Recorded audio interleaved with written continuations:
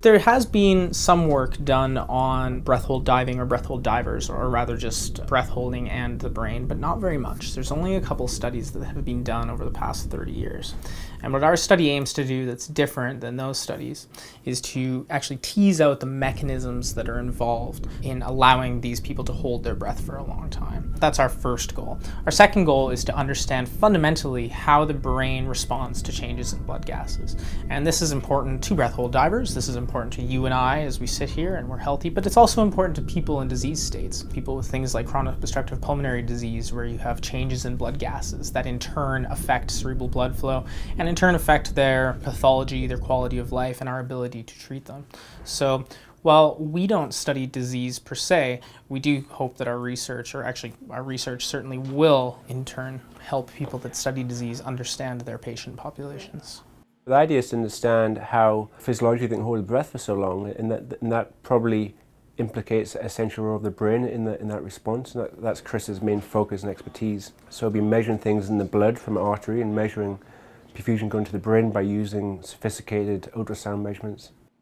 Professor Zeljko Dujic contacted me about 8 months ago asking a few questions about my paper, and then we got into conversation over email about some of our mutual interests in this field. And so we basically decided to join forces because he specializes and has access to breath hold divers, and I specialize in the measurement of cerebral blood flow.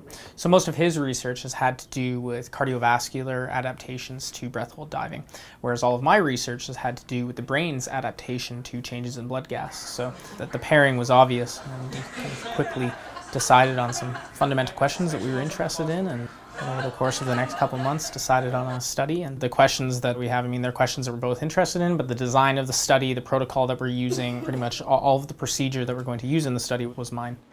It's the first time that we've collaborated with this lab. This is the best lab in the world for scuba diving research, for breath hold diving research, and for apnea research. So it's certainly one of the best labs in Europe. Because of Chris's work, he's attracted international attention to him and his research.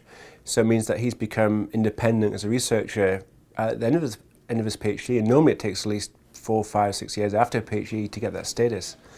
So it means, you know, he's achieved what many people want to achieve further down the line already. So it's kudos to him to get to that point. We expect most of these athletes, when they're just lying on their back dry in the lab, to hold their breath for around 5 minutes. So they'll have large lungs, they'll have large hearts. For the purpose of our study, what we're really interested in is the adaptation to the brain, and specifically the brain vasculature.